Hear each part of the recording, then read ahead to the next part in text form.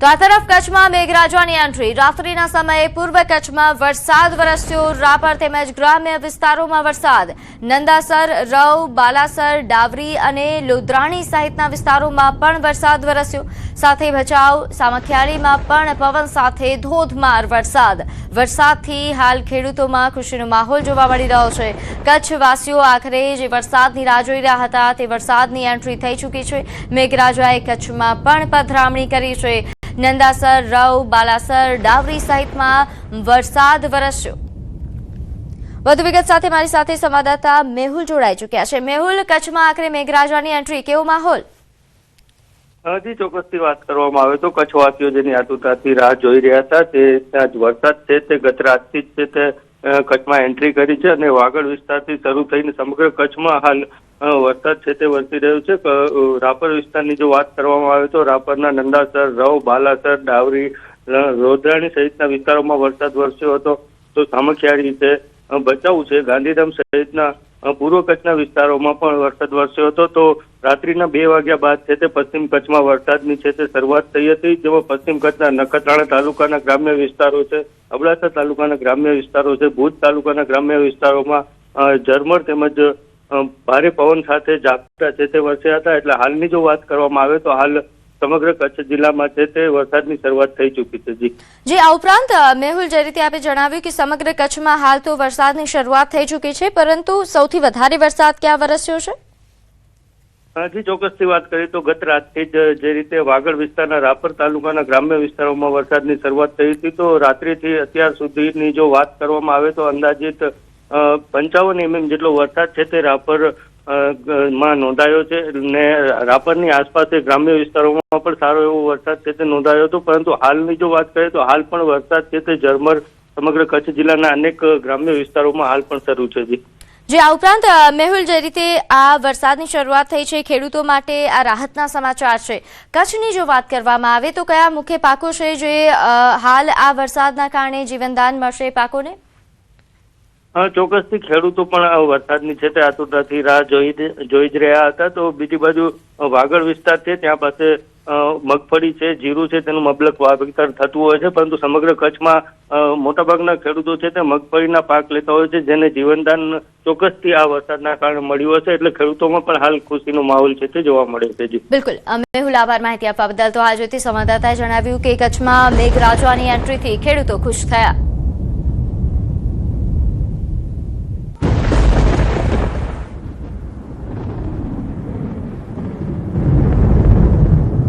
તો હવે વાત મહેસાણાની જ્યાં મેઘરાજાની ધમાકેદાર બેટિંગ જોવા મળી કડીમાં 24 કલાકમાં 7 ઇંચથી વધુ વરસાદ ખાબક્યો ભારે વરસાદના કારણે કડીમાં જળબંબાકાર ઠેર ઠેર વરસાદી પાણી ભરાતા હાલાકી જોવા મળી થોડ જવાનો અંડરપાસ પાણીમાં ગરકાવ થયો છે કરણનગર રોડ પર વરસાદી પાણી ભરાયા તો કડી એપીએમસીમાં પણ વરસાદી પાણી ઘૂસી આવ્યા છે તો તસવીરો મહેસાણાથી સામે આવી રહી છે મહેસાણાના કડીમાં કે જ્યાં ક્યાંક અંડરપાસ બંધ થઈ ચૂક્યા છે એપીએમસીમાં પાણી ઘૂસી આવ્યા છે કરણનગર રોડ એ પાણીમાં ગરકાવ થયો છે તો આ તસવીરો મહેસાણાથી સામે આવી રહી છે જ્યાં ગત મોડી રાત્રે મેઘરાજાએ ધમાકેદાર બેટિંગ કરી વધુ વિગત સાથે મારી સાથે સંવાદદાતા કેતન જોડાયા છે કેતન કડીમાં જે રીતે ધોધમાર વરસાદ વરસ્યો છે શું સમસ્યાઓ જણાવી દઉં કે કડીમાં રાત્રિ દરમિયાન જે વરસાદ હોય છે તેને ધમાકેદાર બેટિંગ કરી છે જેના કારણે 24 કલાકમાં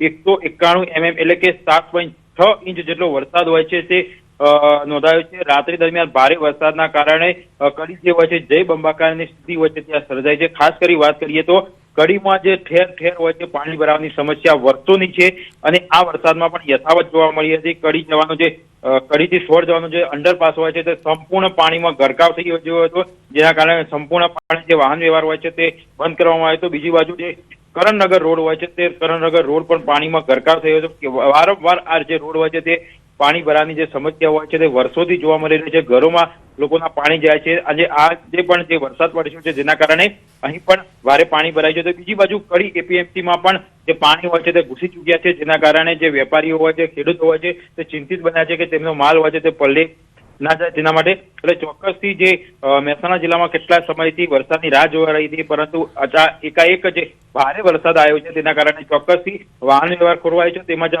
જે લોકો હોય છે, જે ખેડૂતો હોય છે, તેમાં પણ ચિંતામાં વધારો થઈ છે. તો બીજી બાજુ મહેસાણા જિલ્લામાં પણ જે શાળાઓ હોય છે, સ્કૂલો હોય છે, તેમને રજા જાહેર કરવામાં આવી છે, કેમ કે 24 કલાકમાં ભારેથી અતિ ભારે વરસાદ વરસવાની શક્યતાના કારણે હાલમાં જે રજા હોય છે તે 1 દિવસની રજા પણ જાહેર કરાઈ છે.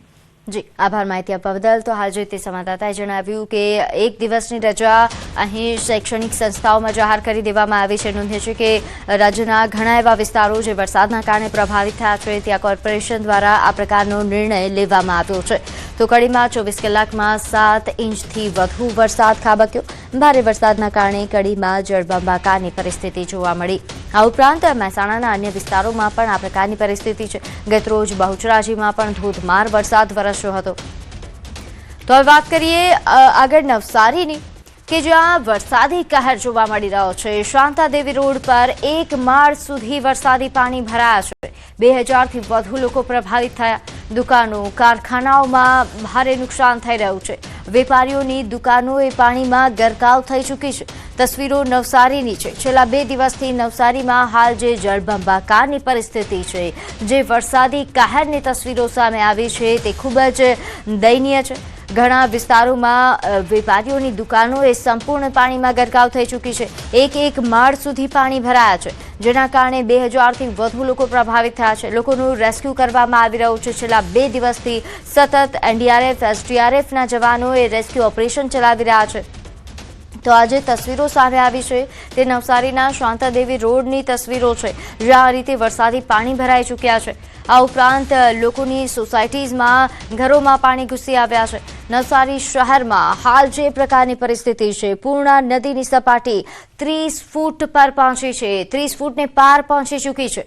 શાંતિવન સોસાયટીમાં કમરસમાં પાણી ઘૂસી આવ્યા. તમામ ઘરોમાં પૂરના પાણી ઘૂસી આવ્યા છે. 500થી વધુ લોકો અહીં પ્રભાવિત થયા. સોસાયટીના રસ્તાઓ બેટ બની ચૂક્યા છે. જનજીવન સંપૂર્ણપણે ઠપ થયું છે. નવસારી શહેરમાં પૂર્ણા નદીની સપાટીએ 30 ફૂટને વટાવતા શહેરમાં જળબંબાકાર. વધુ વિગત સાથે મારી સાથે સંવાદદાતા ભાવિન જોડાયા છે. ભાવિન, નવસારીમાં જે હાલ પ્રકારે વરસાદની કહેરની તસવીરો સામે આવી રહી છે, શું પરિસ્થિતિ, કેવી તંત્ર દ્વારા રાહત કામગીરી? ચોક્કસથી પ્રીતિ, વરસાદને લઈને વાત કરવામાં તો નવસારી જિલ્લાની અને નવસારી શહેરની પરિસ્થિતિ અત્યંત વિકટ છે. એટલા માટે કે હજુ પણ લોકોના પહેલા માળ સુધી પાણી ભરાય છે. નવસારી મહાનગરપાલિકાનો જે વિસ્તાર છે, નવસારી શહેરમાં જે શાંતાદેવી વિસ્તાર છે, કાશીવાડી છે, એ તમામ જે વિસ્તારો છે, ત્યાં હજુ પણ એક ફ્લોર સુધી કે 1 માળ સુધી પાણી ભરાયા છે. લોકો સુરક્ષિત સ્થળોએ ખસી ગયા છે. હવે રેસ્ક્યુ માટેની જે છે મદદ માંગી રહ્યા છે. નવસારી જિલ્લામાં આપને જણાવી દઉં પ્રીતિ કે 11 જેટલી સીઆરપીએફની જે ટુકડી છે એ પહોંચી ચૂકી છે. કેન્દ્ર સરકારે મદદ માટે મોકલી આપવામાં આવી છે. એનડીઆરએફની જે ટીમો છે, વિશેષ ટીમો છે, એમને પણ ગઈકાલથી ડિપ્લોય કરી દેવામાં આવી હતી અને આજે વહેલી સવારથી જે એનડીઆરએફની વિશેષ ટીમો જે છે એ તમામ જે વડોદરા હોય કે બનાસકાંઠા હોય કે ત્યાંથી પણ જે તમામ ટીમો છે નવસારી પહોંચી ચૂકી છે અને હાલ રેસ્ક્યુ ઓપરેશનો હાથ ધરી દેવામાં આવ્યા છે. ગઈકાલે જે રીતના પાણીનો પ્રવાહ વધારે હતો અને એમાં રેસ્ક્યુ ઓપરેશન હાથ ધરી શકાય એવી પરિસ્થિતિ નહોતી. હજુ પણ પાણીનો પ્રવાહ એટલો છે, પાણીના જળસ્તર પણ એટલા જ છે. અનેક લોકો જે છે એ ગણદેવી તાલુકો હોય કે નવસારી શહેર હોય, ત્યાં હજુ પણ પાણીમાં જ ઘરો છે, ગરકાવ છે. એટલે પરિસ્થિતિ અત્યંત હજુ પણ વિકટ છે. આ તમામ પરિસ્થિતિને પહોંચી વળવા માટે તંત્ર તમામ પ્રકારના પગલાં લઈ રહી છે. રાજ્ય સરકાર હોય, કેન્દ્ર સરકાર હોય, તમામ સતત મોનિટરિંગ કરી રહ્યા છે. પોતાના વિસ્તારના જે મંત્રીઓ છે, ધારાસભ્યો છે, એમને પણ જે સમગ્ર જે ઇફેક્ટેડ વિસ્તારો છે ત્યાં પહોંચી જવાની સૂચનાઓ ગઈકાલથી આપી દેવામાં આવી છે. ગઈકાલે ગુજરાત રાજ્યના નાયબ મુખ્યમંત્રી હર્ષ સંઘવી પણ નવસારીના જે તમામ જે વિસ્તારો છે ત્યાં વિઝિટ કરી હતી અને જે જરૂરી માર્ગદર્શન અધિકારીઓને આપવાના હતા એ પણ આપી દેવામાં આવ્યા છે. એટલે કે હવે જે પરિસ્થિતિ છે એ હજુ પણ વિકટ બને નહીં એના તકેદારીના તમામ પગલાં લેવામાં આવી રહ્યા છે. લોકોને હવે બહાર કાઢવાની જે કામગીરી છે એ હાલ હાથ ધરી દેવામાં આવી છે. પ્રીતિ, જી, આભાર માહિતી આપવા બદલ. તો હાલ જોઈતી સંવાદદાતાએ જણાવ્યું કે તંત્ર દ્વારા તમામ પ્રકારની તૈયારીઓ કરી દેવામાં આવી છે.